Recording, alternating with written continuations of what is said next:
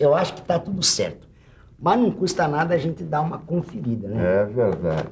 Sabe, Ananias, depois que eu aprendi a usar o paquímetro, rapaz, eu tô usando ele toda hora, viu? É que bom. E me diz uma coisa, você tá usando ele corretamente? Claro, eu tomo maior cuidado, ó. Eu tenho até uma flanelinha, ó.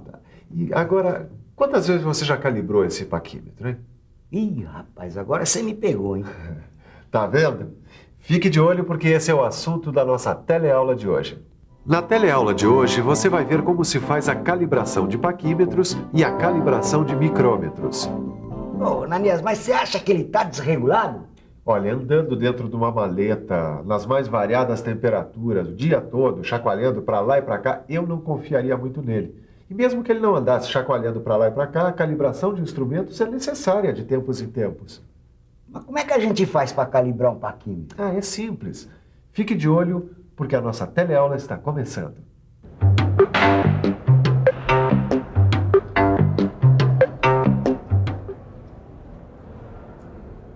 Tito, Fala, Silva. assim que você terminar aí, separa os paquímetros e todos os instrumentos de medição aqui desse setor, que está na hora de mandar para o laboratório para calibrar. Peraí, Silva, não dá pra fazer isso na semana que vem? A gente tem um monte de peça pra ser medida. Mas é por isso mesmo. Antes de medir, eu quero ter certeza de que tudo está em ordem.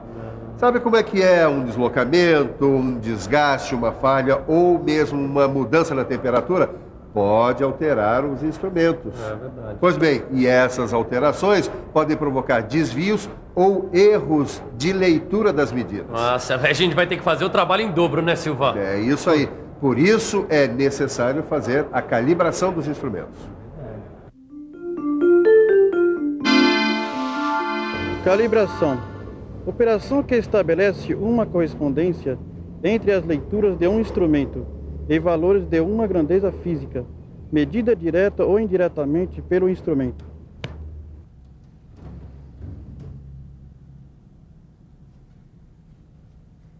Tá aqui, Sofia. Ótimo, Caio, porque hoje eu vou te mostrar a calibração do paquímetro com resolução 0,05 de milímetro.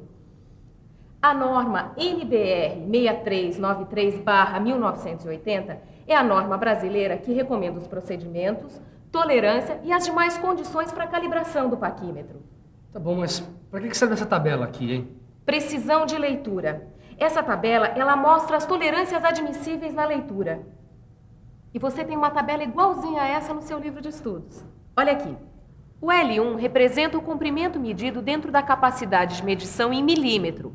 Aqui ao lado, em micrômetro, a gente vê a precisão de leitura.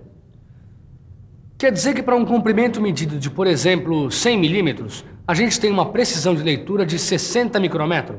Isso mesmo. E para 600 milímetros, a precisão de leitura é de 110 micrômetros. Quando se trata de comprimentos intermediários, a gente tem que admitir a precisão correspondente ao comprimento imediatamente inferior. Tá, e tem alguma tolerância para a planeza? Ah, é aí que a gente vai ficar por dentro.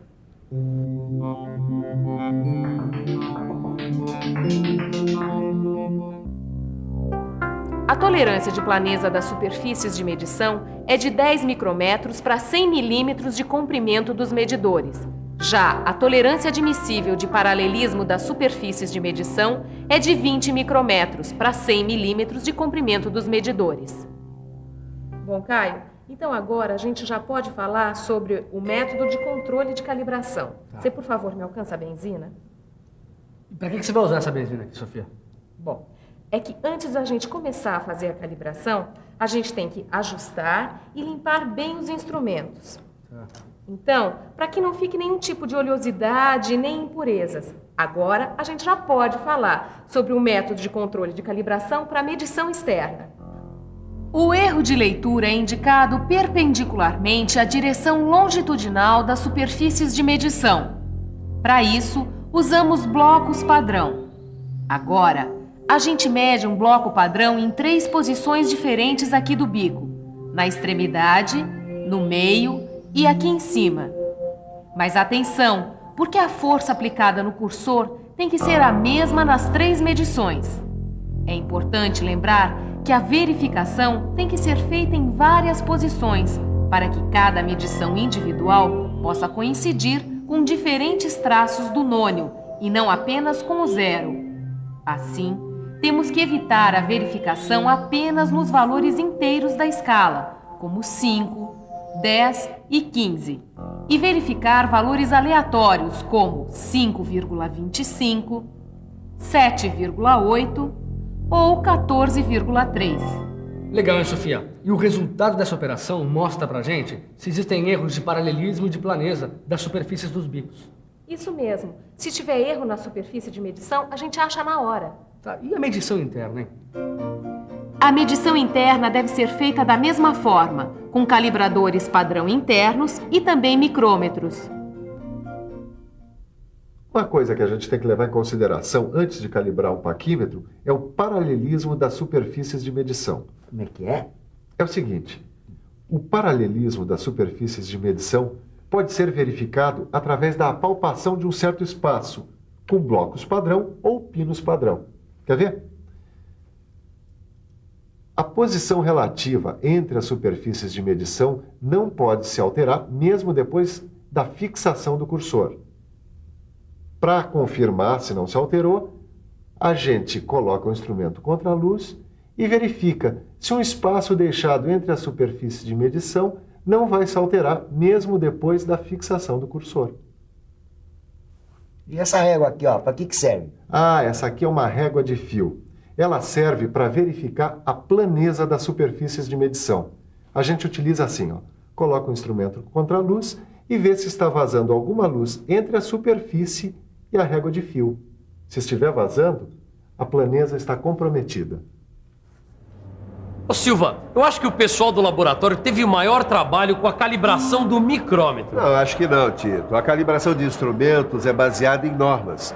A NBR 6670/1981 é a norma que recomenda os procedimentos, desvios e demais condições a serem seguidas na calibração de micrômetros. Quer ver? Dá uma olhada aqui nessa tabela. Sei. Na primeira coluna da tabela, a gente vê a capacidade de medição do micrômetro em milímetro. Aqui nessa coluna, temos a flexão permissível no arco do micrômetro, em micrometro.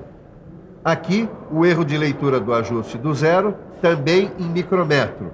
E na última coluna, o paralelismo das superfícies de medição. Também em micrômetro. Mas o que essa tabela ajuda a gente na hora da calibração? Essa tabela mostra aqui os erros e desvios admissíveis na calibração do micrômetro.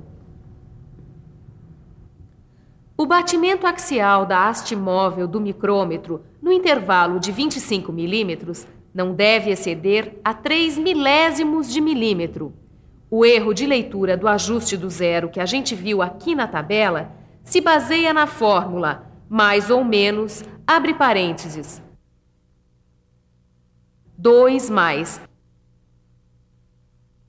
L, que é o ajuste do 0 em milímetros, dividido por 50, fecha parênteses, micrometro. Caio, vem cá que eu quero te mostrar uma coisa. As superfícies de medições têm que ser lapidadas. Cada superfície tem que ter uma planeza de até 1 micrometro. Com uma força de medição de 10 newtons, as superfícies têm que estar paralelas dentro dos valores da tabela. Entendi.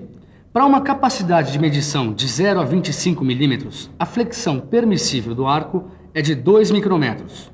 O erro de leitura do ajuste do 0 de mais ou menos 2 micrometros. E o paralelismo das superfícies de medição de 2 micrometros.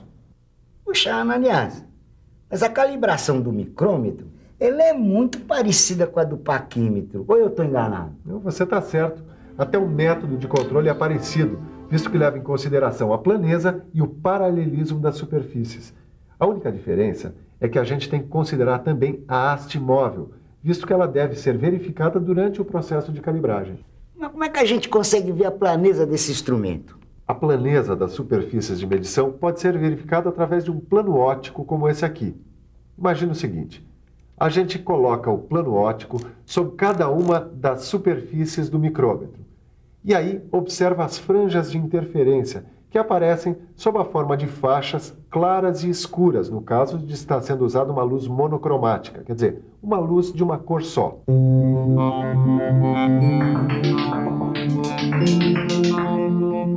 A forma e o número de franjas de interferência indicam o grau de planeza da superfície, que varia de acordo com a tolerância de planeza. Para uma superfície de tolerância de 1/1000 de milímetro, não poderão ser visíveis mais do que 4 franjas da mesma cor, como neste plano, iluminado por uma luz comum. Para facilitar a leitura, a verificação precisa ser feita com a luz monocromática, aquela de vapor de mercúrio, que deixa as franjas claras ou escuras. Caio, vamos dar uma olhada agora em paralelismo. Vamos imaginar que você tenha que verificar o paralelismo de superfícies a serem medidas com um micrômetro de 0 a 25 milímetros, como esse aqui. Imaginei e me desesperei, Sofia. Não, Caio, calma, é simples. A verificação é feita através de 4 planos ópticos paralelos. Eles devem ser de espessuras diferentes e as diferenças têm que corresponder aproximadamente a 1/4 de passo. A verificação é feita em 4 posições com uma rotação completa da superfície da haste móvel do micrômetro. O plano e as superfícies têm que estar em contato sob a pressão da catraca em acionamento, para evitar diferença de pressão de um plano óptico para outro. O plano óptico deve ser movido cuidadosamente entre as superfícies, para que o número de franjas seja reduzido em uma das faces, porque as franjas serão contadas na superfície oposta. Com luz comum, o número de franjas de interferências não pode passar de 8. E esse é o procedimento para qualquer micrômetro? Não. Para micrômetros maiores, é necessário que 2 planos ópticos sejam colocados nos extremos das combinações dos blocos padrão. Mas agora a gente vai falar do coração do micrômetro. Já sei. A haste móvel. E a haste móvel, ela pode apresentar erro de deslocamento. E esse erro de deslocamento, ele pode ser verificado com uma sequência de blocos padrão. Como esses daqui, por exemplo? Mas o ideal é que se escolha uma medida de blocos padrão para cada volta da haste móvel e também para posições intermediárias. Assim, ó. No micrômetro que apresenta passo de 0,5 de milímetro, a série de blocos padrão mais adequada para a verificação são as que apresentem passo correspondentes às medidas 2,5, 5,1, 7,7, 10,3, 12,9, 15, 17,6, 20,2, 22,8 e 25 milímetros. Silva, os instrumentos já estão prontos para ir para o laboratório. Olha que eu aprendi tanto na teleaula de hoje que mais um pouco eu mesmo calibrava todos eles. E você aí em casa aprendeu também? Que tal calibrar a memória fazendo a revisão na matéria de hoje? E atenção, se liga aí que é hora da revisão. Na teleaula de hoje, você aprendeu a ler a tabela de precisão de leitura e viu como se faz a calibração de paquímetros. Viu como verificar o paralelismo e a planeza das superfícies de medição. Viu como se faz a calibração do micrômetro e como verificar a planeza, o paralelismo e, finalmente, a haste móvel do micrômetro. Eu sabia que ia sobrar para mim. Agora eu é que vou ter que mandar calibrar o paquímetro do meu amigo Vitorino. Mas tudo bem, ele é gente boa. E você que também é gente boa, devia pegar seu livro de estudos e resolver os exercícios. Na nossa próxima teleaula tem mais calibração. Bons estudos e até lá!